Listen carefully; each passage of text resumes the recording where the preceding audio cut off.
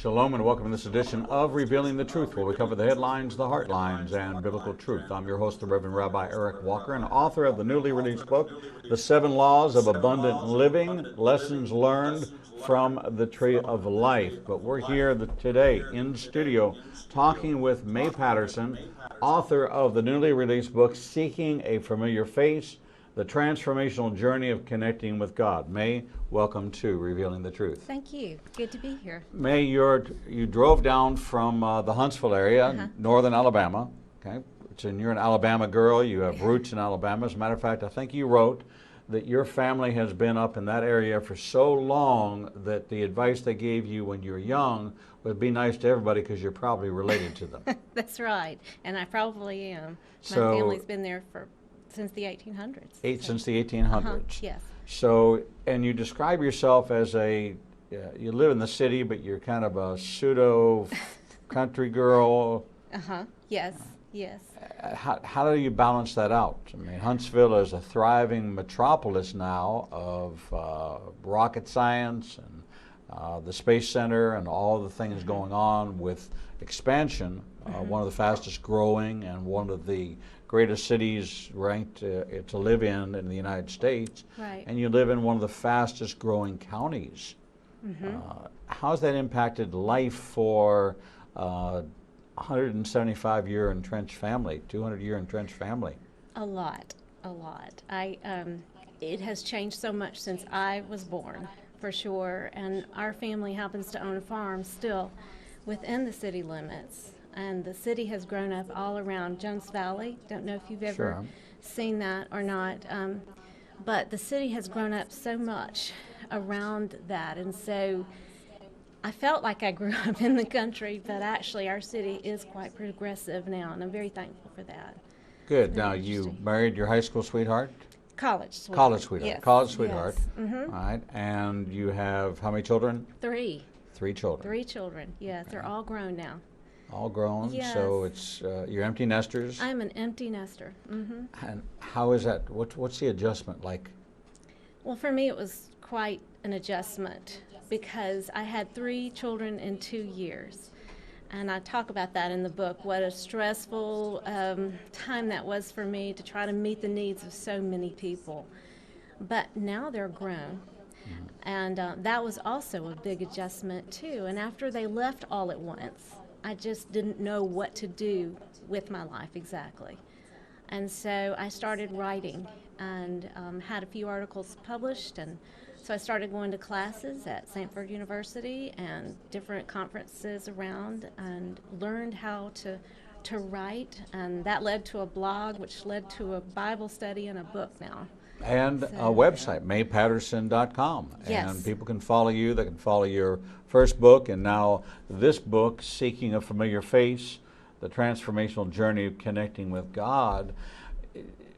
The family you grew up in, I hear about these large connected families. I'm an Eastern European immigrant family kid, and so I'm related to a lot of people that are in books. Their names are written in books because they died in the Holocaust or they stayed in the old country and died in the old country. Right. And a part of us came here and settled in America in the early 1900s and then again in the 30s. And our family connections are very disparate. I don't really have family connections. We were different ages, different stages, and all of us went. First cousins 9. My mother had 2 brothers. All of them had 2 boys and had 2 girls and a boy, and every one of us went our separate ways. I left home over 50 years ago, and never went back. So, this idea of community and family and identity. How much was faith and how much was family? How much was able to be distinguished between living a life of churchgoers, and you said the blessing over the meal, but was there real Bible reading? Was there real Bible conversation? Did you grow up in that kind of world, or was it more family and God was integrated or interwoven into that as a piece part like one or two of the puzzle pieces, but not the... We get those lines blurred a little bit because God and country are right hand in hand, and it's hard to decide what is tradition and what is truth. And I grew up in a home where we went to church every Sunday, and it was a big part of our lives, but yet that doesn't make the children have that personal relationship. You cannot pass that down. That has to come through experiencing God alone. And so I had to kind of come to that, though, and realize the difference between tradition and religion and relationship. Wow. It's got to be quite a lesson, because Yeah. here you have, I'm sure in your lifetime, you knew your grandmother. Yes. Did you know your great-grandmother? Yes, I did. Okay. Right. Did you even know your great-great-grandmother? No. Okay, so great-grandmother, Uh-huh. grandmother, and a church tradition. So this is what we do. Here's our calendar, our schedule of events, and Sunday we go to church. Now, was church the only place you really heard about God? You know, we talked about it in my home. We did. And I learned a lot of the Bible history, but I never really knew that God wanted to just spend time with me. In fact, we revered those Bible characters as people that were special and very different from us. And so I never could relate to them, only to find later that we're just like them. They are people that had similar struggles and emotions and problems. Sure, we live in a different time, but we share the same feelings, and we share the same kinds of struggles and the same God. So what you're saying is that although we revere them as characters of the Bible, God actually only used ordinary people. Yes.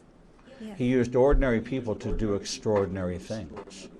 And because he did that, it means that he can also use us to do extraordinary things. And once I learned that, that has empowered my life and took me from being a very shy, I can't do it person to being a much more empowered and positive person. It's been an amazing change, an amazing journey, and so much so I wanted to write the book and just share that message with the world.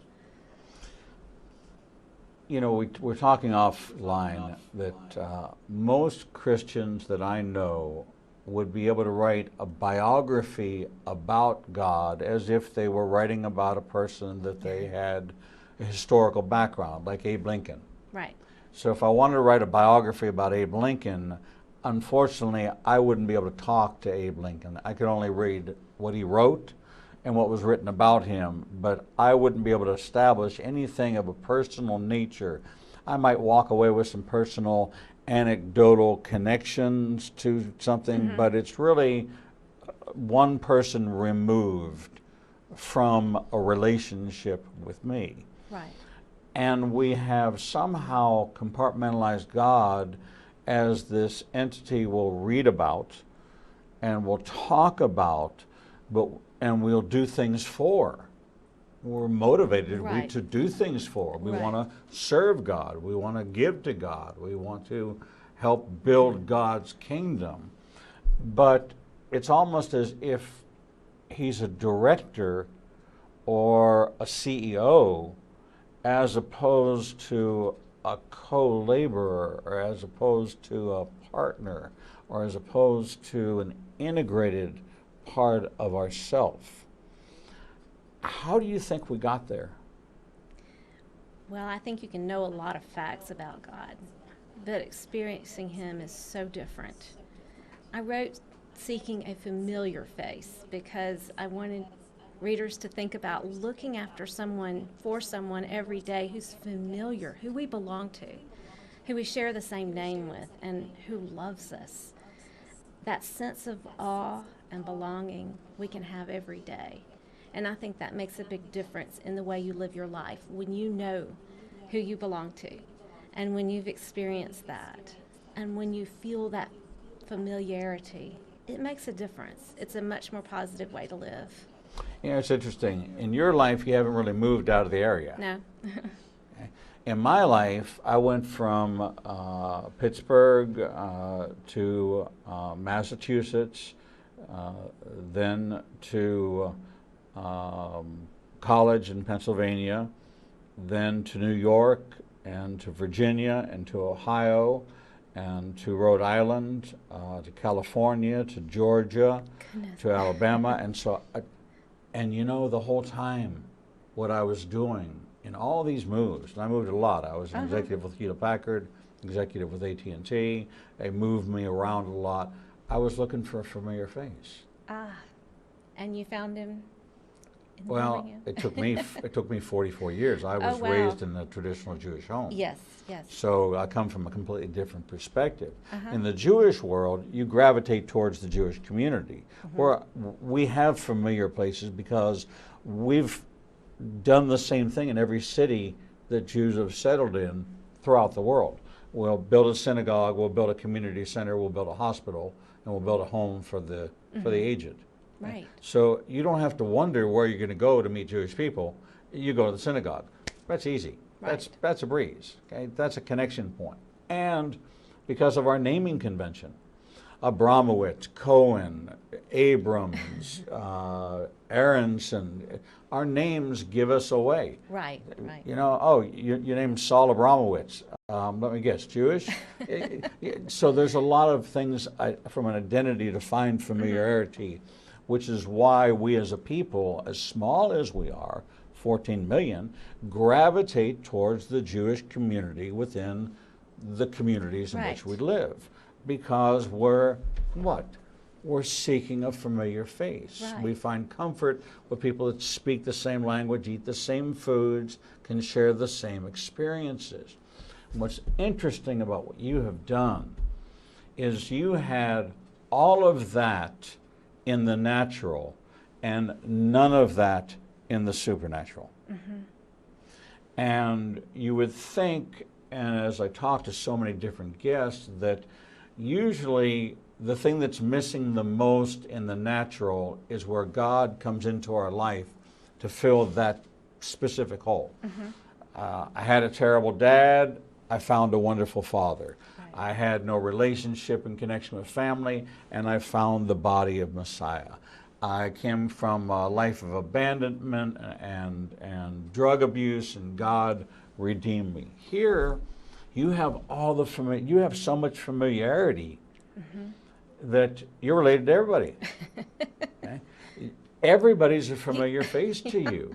Okay? Pretty much. So this isn't really a hole in the natural like we would think in all these other books that, and I interview authors every single day, 3 a day, every day of the week, month in, month out, hundreds upon hundreds upon hundreds. And there's usually a common thread. We usually go back to the point where they realized that there was this God-shaped hole, and oh yeah, and they find out that maybe I should be thanking my dad for being an abandoner, because if it wasn't for him leaving, I wouldn't have sought God. And we kind of change people's perspective into finding great appreciation and believing in the sovereignty of God. And if you quote Romans 8:28, then all things do work together for good for those who love him and are called according to his purpose. Then having your father abandon you must have been for a good purpose under the larger picture. And that's what drove you to God. So we have the abandoning father to thank for our salvation. If you really look, but in your case, which is so unusual, which is why I wanted to talk with you and meet with you and have you in studio, is that in your situation, you had the familiar faces, all of the natural ones, cousins, uncles, aunts, grandparents, great-grandparents, family events, family gatherings, farm life. You saw everybody every day. It was very familiar. But you recognized that the relationship you had with the people that were familiar in your life looked nothing like the relationship you had with God. And in you having everything in the natural, birthed in you a hunger to have that same connection in the supernatural. Because you tell in the book you weren't happy. No, it's never enough. I don't care what all you have going for you. It's never enough until you meet the one who loves you the most and who's seeking after you as well. And that's the thing. I kept thinking, well, I'll be happy when? I'll be happy then. If I do this, I'll be happy. And finally, my life did come to a crisis point where I realized I'm never going to be happy unless something changes, until I can turn to God and find Him, because I would hear things for the first time. Really, I was starting to wonder, I don't have what I need to have with God, and that became very clear. That's what started me with those three children, three under three, and I had wanted them so badly, and I thought, when I have children, that will make me happy, and that will make me feel enough, like enough. Instead, it just brought out a lot of deep-seated insecurities and weaknesses within me. And I was so focused on my own happiness too, and suddenly that wasn't so much fun, having that much responsibility. Everybody was so needy. And my goal of a fun life just seemed to evaporate, and I wondered, what will make me happy then, And I used to think about just walking out on my life and family and everything else that you just mentioned. But I couldn't do that. And so I stayed and was miserable for a while. And finally, in desperation, I reached out to God in a committed way. And that made the biggest difference in the world. And I was so busy. It wasn't that I did anything complicated that took hours. But every day I said, I'm coming looking for you today, because I cannot get through today without you. And I was serious. I really was having a hard time. I had postpartum depression too after the twins were born. And that was really difficult to bear all that while you're going through that. And I just clung to God. And I realized very quickly that I was onto something, that knowing Him and experiencing Him is quite different than knowing about Him. And suddenly I started to see that that was better than all that I'd had before, than anything I'd ever found. That was the thing that changed my life. It's interesting that I'm sure that your husband's name's Mike. Yes. That as Mike on this side of your life saw a wife that he couldn't make happy. He saw a wife he couldn't fulfill. He saw this love of his life that he began questioning that he wasn't enough, and that he couldn't do the right things because nothing he did was working.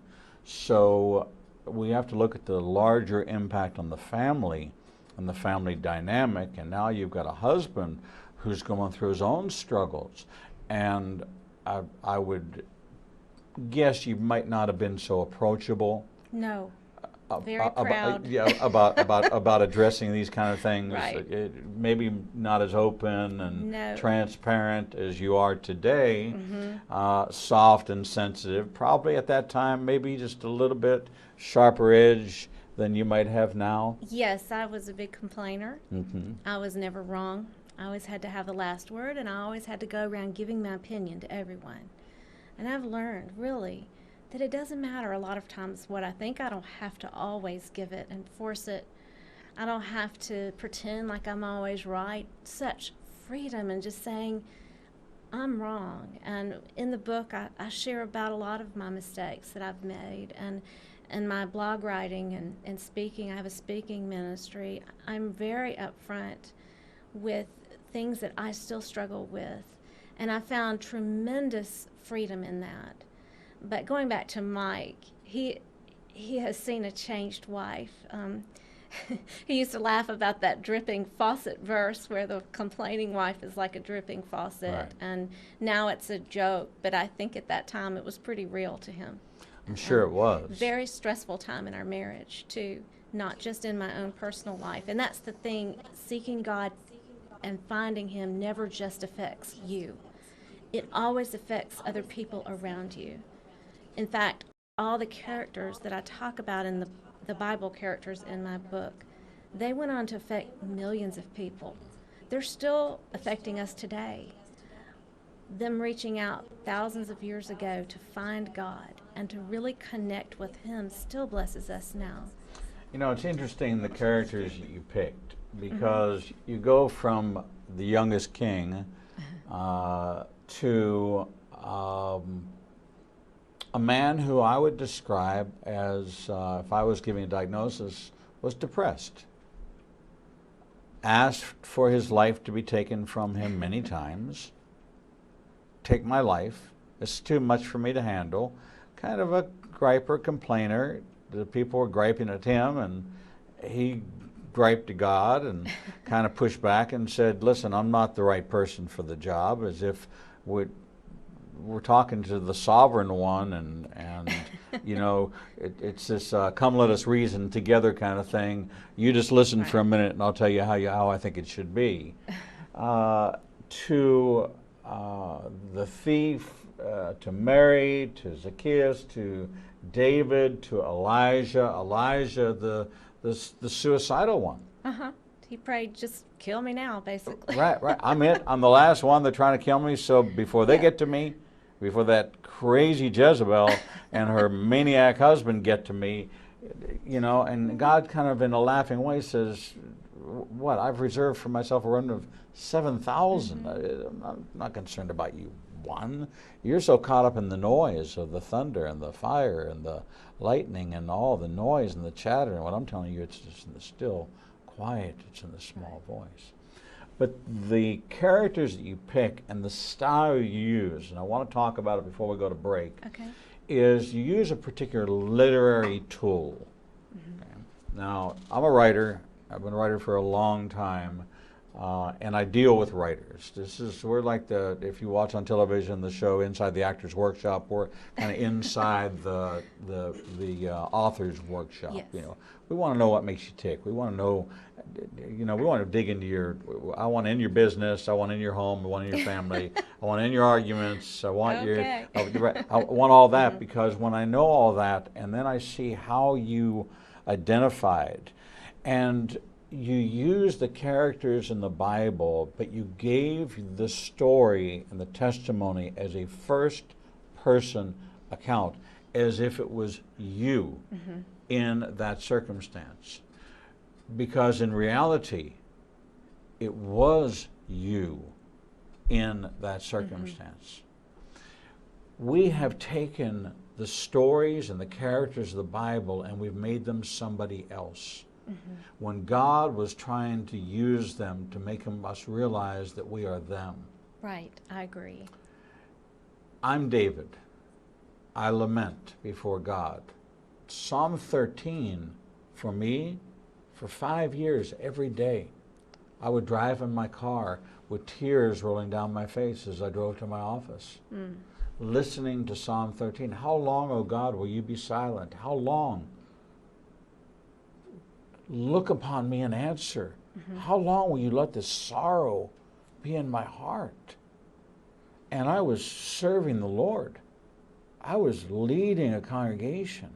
I was bringing hundreds of people to faith every month. Miraculous healings and deliverances. One of the fastest growing congregations in the world. And I was weeping and lamenting before God because I was going through that season of such. And then I would hit the BP station, which was the marker that when I got to the BP station, it was dry your eyes, pull yourself together, suck it up. In 4 minutes, you're going to pull into your parking space, and you've got to put on the mask and go in there. This was David. I was David. And instead of looking at David as a character of the Bible, I was David. And that's what you do in Seeking a Familiar Face. May Patterson has written this book, The Transformational Journey of Connecting with God. When we come back from break, we're going to take a look at this first-person look at these characters of the Bible, ordinary people that God used for extraordinary things. We'll be right back. Shalom. I'm the Reverend Rabbi Eric Walker, Executive Director of Igniting a Nation and host of the daily TV program Revealing the Truth, seen live every Monday through Friday from 9 a.m. to 1 p.m. Central Standard Time at www.ianbn.com, and then replayed throughout the day and night via our website. All of our segments can be seen on the Igniting a Nation YouTube channel. Since our launch in January of this year, we've expanded our global reach to over 54 countries with a social media following of over 125,000. Our commitment is to bring you the most in-depth interviews with authors, subject matter experts, and thought leaders from around the world. We have interviewed guests from Israel, Brazil, England, India, and all across North America. All of our authors are featured on the Books and Media page on our website, www.ianbn.com. There you can find a direct link to the book you want to order, and we receive a small commission directly from Amazon. There is no cost to you for this service. In addition to our daily teachings and interviews, we make available to you the archive of all of the interviews on our YouTube, Facebook, Twitter, and Instagram channels. Our live program is available from our homepage, and there is never a charge to you for any of this access. We made the decision long ago that we would remain a commercial-free resource that would not be influenced by any pressure from any outside company. There are only two ways that we are able to continue to operate this ministry and provide you with the only live 4-hour daily Christian television talk show program. The first is through your support and tax-deductible contributions to Igniting a Nation. These can be made directly through the donate button on the website or sent through the mail to Igniting a Nation, 2700 Corporate Drive, Suite 120, Birmingham, Alabama, 35242. The other way we support the program is by offering you a unique opportunity to have access to over 10 years worth of teachings on a subscription basis. The teaching archives contains all of my prior sermons, Torah studies, prophecy in the news videos, and much more for the low subscription price of $5 per month. This subscription grants you unlimited access to over 800 hours of content not available elsewhere and is updated weekly with the most current prophecy classes. In addition to 20 hours of original TV programming each weekday, we invite you to join us live every Monday, Tuesday, and Thursday evenings for our Prophecy in the News classes. The times and locations are listed on our events page on the website www.ianbn.com. Every day, you and I are faced with the challenge of where we will go to hear the truth. We are committed to bring you the only program of its kind that covers the headlines, the heartlines, and biblical truth. We cannot do this without your support. Since we launched on January 5th, 2017, we have aired over 300 individual teachings, interviews, and commentaries not available anywhere else. We are now working side by side with almost every major Christian publishing house to bring you the most in-depth feature interviews possible. Our 1-hour features address every subject that affects the believer's life. We are hearing of salvations from the Middle East, Africa, and all across the United States. Lives are being changed every day, and we have only just begun. Our mission is to become your trusted resource and grant you access to the people, tools, and information you need to grow in your relationship with the Lord. You can help us by liking us on social media and through your financial support. We know you have many choices in who you support, but we are prayerfully asking you to consider helping us keep revealing the truth, true to our calling, to cover the headlines, the heartlines, and biblical truth like no other program available. Donate today and help us bring the message to the four corners of the earth. Visit www.ianbn.com and donate, buy a book, or subscribe to our teaching archives. Without you, Shalom and welcome back to this edition of Revealing the Truth, where we cover the headlines, the heartlines, and biblical truth. I'm your host, the Reverend Rabbi Eric Walker, and we're visiting with May Patterson, author of Seeking a Familiar Face, The Transformational Journey of Connecting with God. May, welcome back to the program. Thank you. May, you have such an interesting literary style, one not often used, and that is you take the character in the Bible and you tell their story from a first-person perspective, almost superimposing and intertwining your life experience, your struggle with theirs, so that the lessons that God is conveying through that character are not only lessons to be learned, but lessons to be lived. And this is really what you've done with this book. So take us on a little journey now through some of the characters in the book that were really the personification of you. And you progressed through your journey. You started at the bottom, and I think when we were on break, you talked about kind of like the thief on the cross. You couldn't be any lower than the thief on the cross was. But his journey to faith and acceptance and recognition was so radical that in just a few hours, a transformation and an eternal promise came to pass. Why was that someone that you really identified with? Well, it says in one place in the Gospels that both thieves mocked him. But then we see in John that the other thief has a change of heart.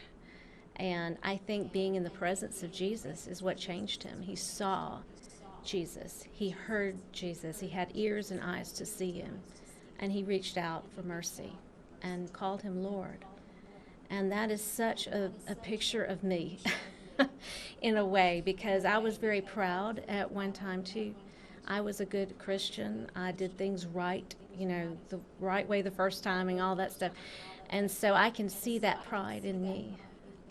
And then after being with Jesus when I really needed him the most, and seeing his greatness and glory and the way he loves, it shattered my heart. And after that, I reached out to him in a new way, and it's amazing the joy that I found there. I never thought of enjoying God, but I really do.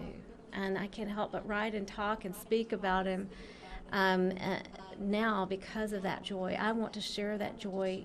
That's the kind of joy he died to give us, and that kind of relationship and belonging. And that's what the thief found. And I can really identify with his change of heart. And I hope that, people looking at my life can see that difference too. What's very interesting, May, is that right now we're prime time in the Middle East. Okay. Meaning that we have a very large Arab, Muslim viewership in their own homes, on their own devices, because we're not broadcast television, who have had a tugging at the heart, a questioning, a wondering, how can you have a relationship with an invisible being? Raised under the Quran, they read about the writings of Muhammad, they hear about Allah, but the only way you ever get to be present with Allah is if you give your life as a shaheed, a martyr. Otherwise, there's no guarantee that you'll even get a chance to even stand before God, and no promise made whatsoever for your family unless you're able to seek the favor of Allah and gain this access and petition. And he could say yes, he could say no. He could ignore the whole thing. But what we're talking about is going from the black and white pages of a book that was in your home, the black and white pages of a book that talks about God, but are actually God's own words telling us the identity of all those who found their promise in him, that promise is available to us. They had to go through being nailed to a cross.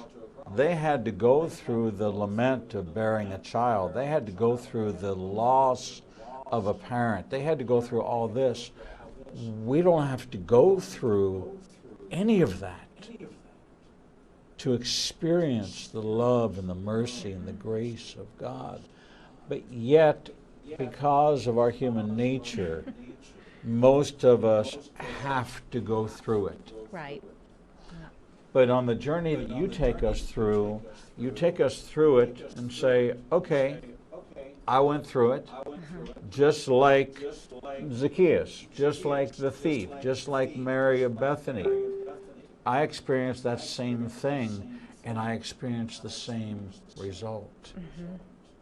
That's true. Who else? So you have the thief on the cross. Well, Mary of Bethany really resonates with me too. Okay, for our audience that's not familiar with Mary of Bethany, set us up. Who is she? Scholars think she's Simon the leper's daughter, Lazarus' sister, and Martha. A lot of people have heard Mary and Martha together. Right.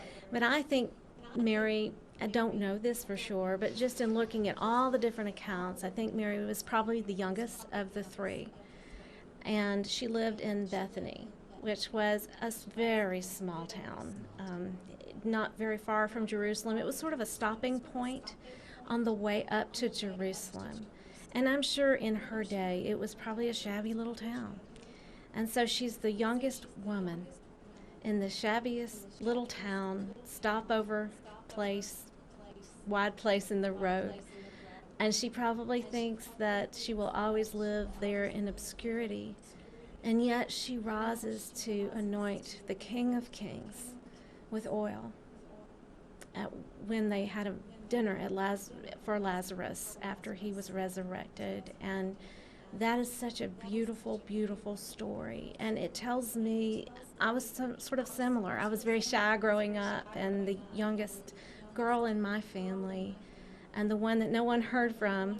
And I think anybody can rise up once they know God. And He has extraordinary plan for each one of us. But we'll never get there unless we're spending our time with Him. Because in His greatness, in presence of His greatness, that's where we find greatness too. It rubs off on us. And it's amazing what He can do with any life. But if we do not spend our time with Him, He cannot shape us for greatness. And you see Mary, the very first time we meet her, she's sitting at His feet, which was probably against the custom for a woman to sit with the men and talk. And yet she's sitting at His feet, drinking in every word. And so she was spending her time in the presence of the Lord. And it caused her to understand enough to know that He needed that anointing. And the rest of the apostles didn't get it when she did it. They tried to reprimand her. Right. And they didn't understand, but I think she did. I think she did. I think she had a greater understanding maybe than a lot of the men. And growing up as a woman, you know, that really resonated with me, that can be the same way for us as well. When we take a look at obscurity and we take a look at you're in a world but you are overlooked and you feel overlooked, you feel like you don't matter, you don't right. make a difference. And all of a sudden she does something, she anoints His feet. And this is part of preparation for the burial. This is knowing that what she's doing, and Jesus knows that she knows mm-hmm. what she's doing. Right. And He comes to her defense and He says, you know, you didn't greet me this way. Look what she's done. And they're saying, oh, we could have fed 1,000 people with this. We could have done so much good with this. He said, do you not understand what she has done? Mm-hmm. And what she has poured out? Because He was familiar to her. Now there is a spirit of familiarity, which is not a good thing. Okay? And so when we look at this, seeking a familiar face, we want to make sure that that familiar face is the face of the Lord. Right. That we need to familiarize ourselves with who the Lord is so that we recognize the authentic and not the counterfeit. True. So there's times we look and we seek for a familiar face and we make eye contact with somebody and it's not a good thing. Right? We have to have that discernment. Mm-hmm. Now you said you felt a lot like David. Yes. In several ways mm-hmm. you referred to it. And I can't imagine you as the adulterous woman. My goodness, in small town America, you know, it's you almost can't be. You almost have to go out of town. Right. Well, yeah. But yet, when you looked at the life of David and you spoke about the life of David, you subtitled the chapter "Seeking Enhances Our Worship." Mm-hmm. Now, enhancing worship means you become more familiar. You're drawing closer in. And so in David, what did you see in you that was in him that made you connect with David? Well, David just loves worship. I love the Psalms. In fact, I prayed a psalm this morning back to God. I really love the way he worshiped. And in the book, I talk about how he led the people up in a parade, really, with the Ark of the Covenant to bring it back. It had been missing for 20 years. And I'm not a rabbi like you are, but I imagine that really made the worship hard, not having that ark there with the Day of Atonement and all that. So that had been disrupted, and so he was not only bringing back the ark, he was bringing back a people with him. And he was celebrating God, not alone, like he did in the fields often, but he was actually sharing worship with others. And so I talk in the book about a similar experience I had in Jerusalem a few years ago on the Via Dolorosa. Our tour group, had gotten to St. Anne's Cathedral on the first Station of the Cross early. And so we were in there, and I lead singing sometimes, and so our tour guide, I think none of the men would, so she asked me if I would lead us in a hymn there. Now, I didn't know that it has perfect acoustics. Yes. And so we sounded a lot better than we probably would have otherwise. And it has the longest echo It's of any fabulous. location in the world. Wow. Well, it's fabulous, and I didn't know all that. I thought it was odd that we were going to sing there, but I led them in singing, and the weird part about it is the doors flew open, and the line of tour buses had arrived, and they heard that singing in there, and they thought that a great choir was performing, and so they came to see what was going on in St. Anne's, and there I am in the very front of the church leading our little group. Well, when they saw it was just a bunch of tourists, they joined in with me. And so there I am facing a crowd of 60 or 70 people, and they start to have that light of worship in their eyes, and their faces are illumined, and they're so excited to be there because we're in the holy city worshiping Messiah. I mean, it just can't get any better than that. And I saw that they began to cry as they worshipped with me. And there I was up there in a T-shirt leading this big crowd of worshipers. And not everybody could sing. Not everybody could speak English. There were a lot of different denominational and cultural barriers there. But in that moment of worship, of sharing the Lord together, those things melted away like nothing before. And it was a beautiful experience. And I could feel their worship and feed off of it. We fed off each other. And I was up there just kind of like Barney Fife, leading everybody. And a priest came up, flowing black robe, and I thought, oh no, he's going to say, move on, pilgrim.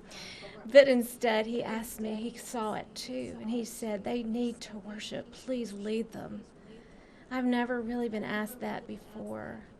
And so I kept on singing. And it just got more rich and full and alive until a group from Russia came up and asked to sing to us. And so they sang Amazing Grace to us in Russian. And my tears just began to flow too. And I thought, this is just how David must have felt that day, with those people dancing and singing and worshiping God like never before.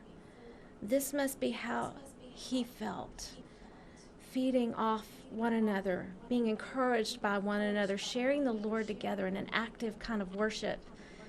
And I just felt so blessed. And so when my worship falls a bit short some days, and when I'm having trouble getting over feeling dry inside, I think back to that moment.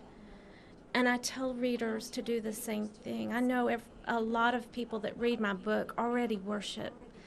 And if they do, though, they've experienced some dry feelings and just not getting anything out of them. So I direct them to be like David and like me. Think back to something that meant the world to you, a worship on a mountaintop or in the snow, or at a time when you really connected with God. Go back to that moment, feel it again, experience it again, and draw from that. Even if man mocks you, because remember, his wife stood in the window embarrassed Yeah. publicly against her husband for dancing the way he danced before the Lord. But let me share with you a little bit. Maybe you heard this when you were there in Israel about St. Anne. St. Anne is there at the pool of Bethesda, which are the Yes. healing pools. Okay? Yes. The only reason that the Muslims, when they took over, did not destroy St. Anne, because they destroyed all the other churches, was because of the perfect acoustics. I didn't know that. It was saved because of the resonating sound of it. It's beautiful. It's the longest echo on earth. Okay, I think it's 6.5 seconds after you say something that it continues to reverberate. And wasn't it built in the 1100s or It was. something? And that's amazing that they could do that at that time. Exactly. And How? so it was spared because of that quality. Because when the Ottoman Turks came in and they leveled all of the churches, they left that one standing because of that quality. And so it's a place I visit every year. It's a place that I'm in the back with the priest in the black who sits there, and I know him. It's a rotation, but it's a couple of years they're there, and it's an amazing place. But it is one that you always remember. Always. Because it's the compounding of your voice, and then it's the compounding of all the other voice. And when we really understand what worship is supposed to be, and what David understood was we were supposed to become one with God as we became one with each other. And it was this compounding of one that made one so large, so big, so important. You and your husband became one. But it was a cord of 3 strands, and so 3 became 1. That made it strong.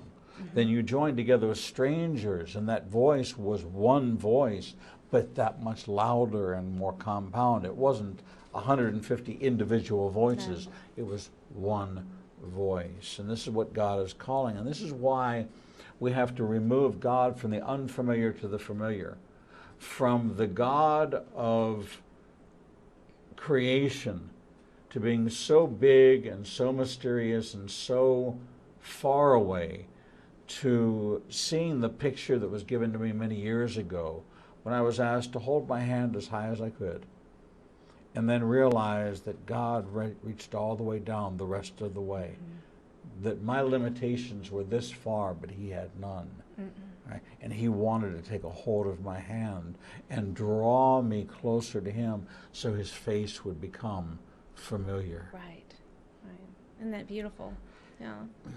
Your life has changed, so who are you in the Bible today?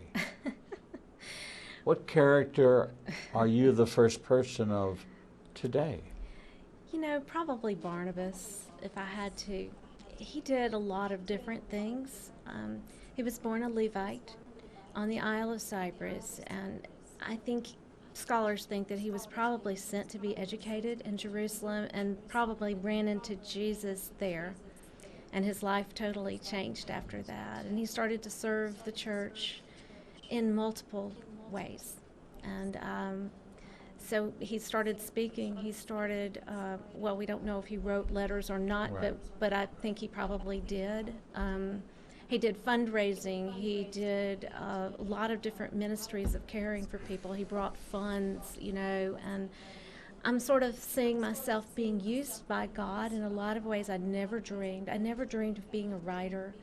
I never dreamed of doing some of the ministries that I'm involved with now, involved with quite a few.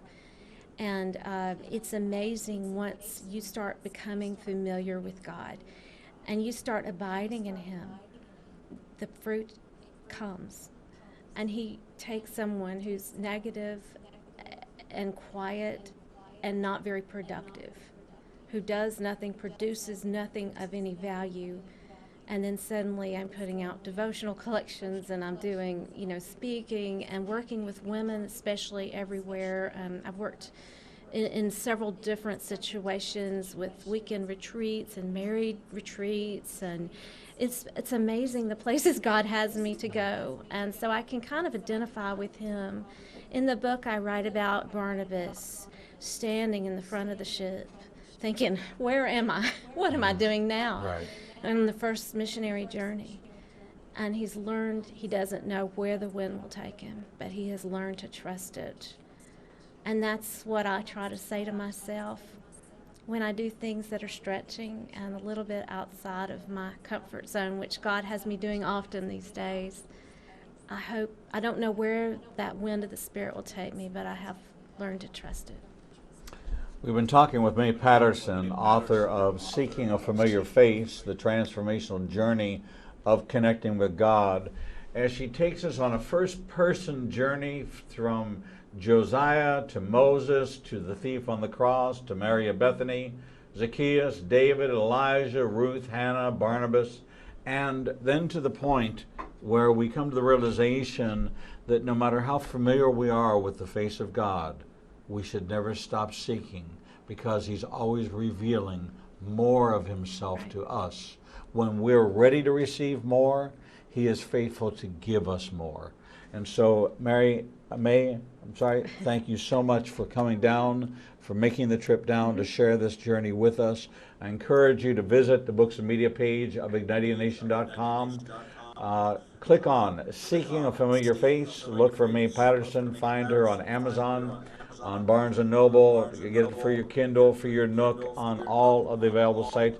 And find out more about her at her blog at maypatterson.com. I want to encourage you to reach out, because I know that you know a lot about God. But the question is do you really know God? And is he for you the familiar face that he can be through this journey? May, thank you so much for being with us here on Revealing the Truth. I appreciate it. And that brings to an end our live broadcast day, but that does not mean we go off the air. We rebroadcast all of our 4 episodes all throughout the day and night until we come back to you live in studio tomorrow morning at 9 o'clock Central Time, right here in our studios at the Igniting Nation Broadcasting Center in Birmingham, Alabama. Look for us on Facebook, Twitter, Instagram, YouTube, LinkedIn, and of course on our WND TV feed. We look forward to seeing you right here back in our studio, and hope to see you online or at one of our teachings on Mondays, Tuesdays, and Thursdays, and every Sunday morning at various locations. Find us at ignitingnation.com or inbn.com. It'll take you to the same place. So until we see you back here tomorrow, we bid you shalom.